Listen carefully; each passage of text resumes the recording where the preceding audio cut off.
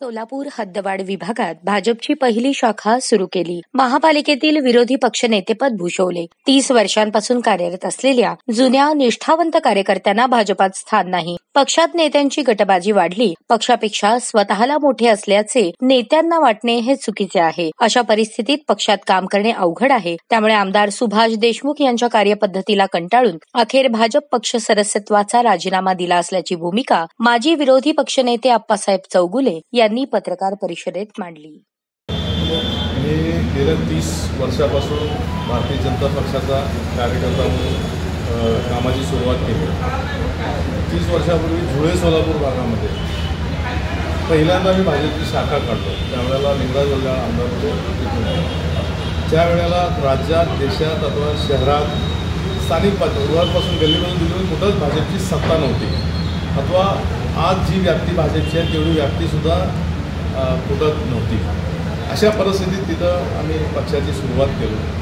त्यावेळेला त्या ठिकाणी शिवसेना आणि काँग्रेस हे प्रस्थापित आणि दिग्गज लोकांचं राज्य होतं आणि ते मतदारसंघ आधी काँग्रेसचा, नंतर शिवसेनेचा, आणि त्या मतदारसंघातून काँग्रेसचेही मंत्री होऊन गेले, शिवसेनेचे मंत्री होऊन गेले, असा मतदारसंघ होता आणि स्थानिक पातळीवर देखील शिवसेना मजबूत स्थितीत होती. या परिस्थितीत मी भाजपची शाखा काढलो आणि सुदैवानं मला प्रतिसाद मिळाला. मी कार्यक्रम राबवत गेलो, पक्ष वाढवत गेलो. 1996ला मी पक्षाची सुरुवात केली. 97ला पहिल्यांदा हदवाड भाग होतं. ते 97ला पहिल्यांदा हदवाड भागाची निवडणूक महानगरपालिकेची लागली आणि स्वाभाविकपणे शिवसेनेचं प्राबल्य असल्यामुळं आमचा युती शिवसेनेची असल्यामुळं शिवसेनेला ती जागा मिळाली. 2002ला पण निवडणुका जाहीर झाल्या, त्यावेळेलाही ते 3 जागा असून सुद्धा एकही जागा आपल्याला मिळाली नाही. तरीही आम्ही संघर्ष करत राहिलो. आमच्या पक्षाच्या नेत्यांनी त्यावेळेला मला एक सल्ला दिला. आता शिवसेनेचं जरी आमदार असेल, मंत्री असेल, जागा मित्रपक्ष म्हणून त्यांनी द्यायला दिला नाही, ठीक आहे, पण लढत राहिलो. पण 2007ला योगायोगानं युती तुटली, शिवसेना भाजप युती तुटली आणि स्वाभाविकपणे मला उमेदवारी मिळाली.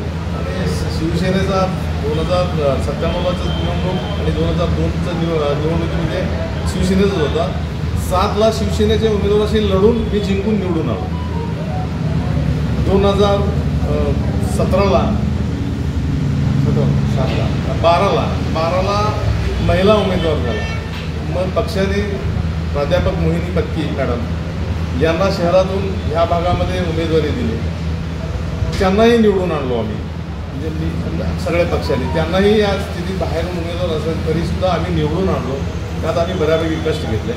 आणि 17ला पुन्हा निवडणूक लागली. त्यावेळेला उमेदवारी मी जागा होती मागितलं पण मिळाली नाही. चला ठीक आहे, एक प्रक्रियेचा भाग आहे. सुरुवातीला मी 96 नंतर 97ला मी मंडलावर सरचिटणीस म्हणून मला संधी मिळाली. यशस्वी मंडल, त्यावेळेचं जुनं मंडल ते खंदारेचं मतदारसंघ होतं राखीव. आणि 99ला परिवहन समिती सदस्यपदी माझी निवड पक्षाने केली. कारण पक्षाचं त्यावेळेच्या नेत्यांचं म्हणणं असं होतं की ह्या भागामध्ये भाजपला कार्यकर्ता मिळत नव्हता. लोकसभेच्या निवडणुकीला भाजपची यंत्रणा लागायला पाहिजे होती, ती शिवसेनेकडून लागली जात होती. पण आपला स्वतःचा हक्काचा भाजपचा कार्यकर्ता मिळाला म्हणून त्यांनी आम्हाला थोडा लिफ्ट दिली, पक्षाने साथ दिली, नेत्यांनी साथ दिली. 99ला मी 98च्या निवडणुकीमध्ये लोकसभेच्या हदवाडच्या 160 बूथ यंत्रणा लावलं होतं मी एकटा दिली आणि ते यशस्वीपणे केलं. 99ला परिवहन समितीवर मला संधी दिली. परिवहन समितीवर 3 वर्ष मी काम केलं. मग 2002ला काय संधी मिळाली नाही महिला झाल्यामुळं.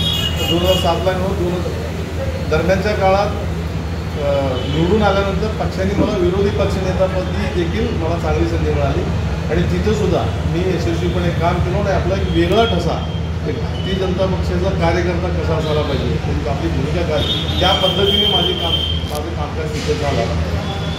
पण त्याच्यानंतर हे लोक पक्षाकडून कुठल्याही प्रतिसाद मिळाले. मग 14च्या निवडणुकीनंतर, लोकसभेच्या आणि विधानसभेच्या निवडणुकीनंतर पक्षातील शिस्त, पक्षातील संघटना हे सगळ्या गोष्टी विस्कळीत होत गेल्या आणि कोणी कुठला नेता, कुठला कार्यकर्ता ही संकल्पनाच मोडीत निघाली.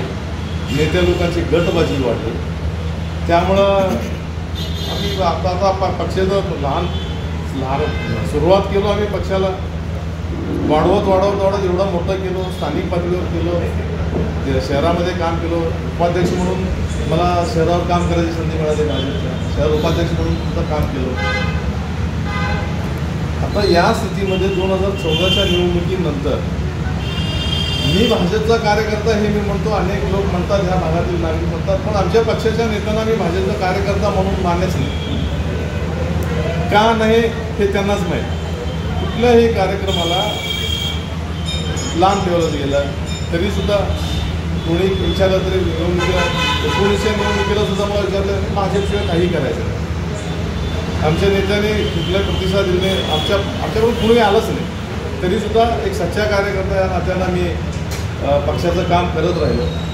आणि आत्ता जी निवडणूक लागली, या निवडणुकीमध्ये मी आजपर्यंत आमच्या पक्षाच्या नेत्याच्या संघटनेच्या पदाधिकाऱ्यांची आजपर्यंत वाट पाहतो, कालपर्यंत वाट पाहिली की मला कुठंतरी सक्रिय करते आणि मी पुन्हा पक्षाचं काम व्यवस्थितपणे करू. पण कोणाचे कुठलाही प्रतिसाद मिळत नाही. मग शेवटी मी एक असा निर्णय घेतला, माझ्यासारखा मी एक तळमळीचा कार्यकर्ता आहे, केवळ राजकीय भूमिका नाही, एक सामाजिक भूमिका देखील घेऊन मी या राजकारणात काम करतो. तर आपला उपयोग कुठंतरी व्हायला पाहिजे. अथवा सगळ्यात महत्त्वाची गोष्ट म्हणजे अशा लोकांबरोबर आपण किती दिवस राहायचं की ज्यांना फक्त स्वतःच्या राजकारणाशिवाय पक्ष संघटना हे त्यांना महत्त्वाचं वाटत नाही, समाजसेवासुद्धा महत्त्व वाटत नाही, आणि प्रॉपर काय काम करायला पाहिजे हे दिशाहीन. आता म्हटलं जातं विकास ह्या दिशाहीन विकासाला विकास म्हटलं जात नाही असं माझं मत आहे. सांगेन त्याच्याबाबत पण घेणं हे योग्य नसतं. 30 वर्षापासून ज्या व्यवस्थेत काम करतो त्या व्यवस्थेला सुद्धा आपण लेकरात म्हणजे आपलं जीव की प्राण म्हणून जपलं आहे. आधी त्या व्यवस्थेतून ह्या लोकांना कंटाळून मी बाहेर पडतो. आणि उद्या सकाळी आमची बैठक आहे, 12 वाजेपर्यंत त्यांचा निर्णय होईल. 12 वाजता जे काय निर्णय होईल पुन्हा आपली मी भेट घेईन आणि पुन्हा माझी भूमिका मी व्यवस्थितपणे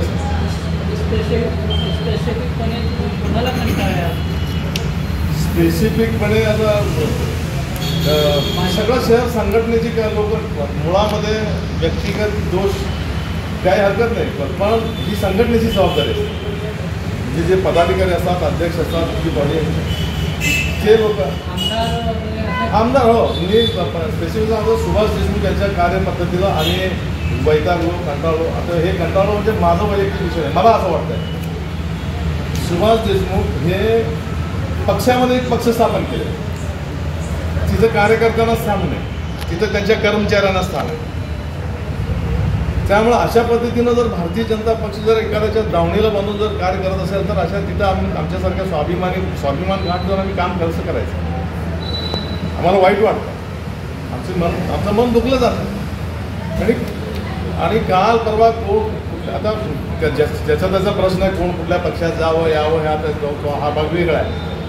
पण कालच्या लोकांनी येऊन भाजप आम्हाला सांगायला लागल्यावर थोडं आणखी वाईट वाटतं. भाजप काय असतं, भाजप काय 30 वर्षापासून प्रवास केलो म्हणून आम्ही थोडं चांगल्या प्रकारे समजू शकतो, सांगू शकतो. तरी यांचं ऐकतो. तर शेवटी आमचाच पक्ष आल्याने स्वागत आहे. पक्ष वाढीसाठी ह्या गोष्टी गरजेच्या असतात. पण नको ते चुकीची लोक, चुकीची माणसं आणि शिस्तपद्धतीला बाधा, पक्षाच्या ध्येय धोरणाला सोडून गेलेले लोक आणि फक्त स्वतःच्या राजकारणासाठी जर पक्षाचा वापर होत असेल तर अशा लोकांवर काम करणं फार मुश्किल होईल. आणि सुभाष देशमुख हे आता त्यांची जबाबदारी नाही का, एक माझा एक प्रश्न आहे की उमेदवार आहे, 2019ला उभा राहिले, त्यांनी कधी संपर्क केला नाही. आता उमेदवार म्हणून आहे, भाजपचा कार्यकर्ता म्हणून त्यांना लक्षात तरी आहे का नाही. त्यांची जबाबदारी पण म्हणत नाही. त्यांना असं वाटू नये का की आमच्या पक्षाच्या काही लोक आहेत जुने, आणि मी एकटा नाही, असे अनेक जुने लोक आहेत ज्यांना वाऱ्यावर सोडून दिले. त्यामुळे अशा लोकांबरोबर काम कसं करायचं, त्यामुळे हे निर्णय घेतलो. आज मी ह्या व्यवस्थेतून बाजूला मागायचं ठरवलं आणि उद्या आमचे कार्यकाळ घालून 4-5 दिवस आणि व्यवस्थित योग्य डिसिजन होईल, योग्य निर्णय घेऊ.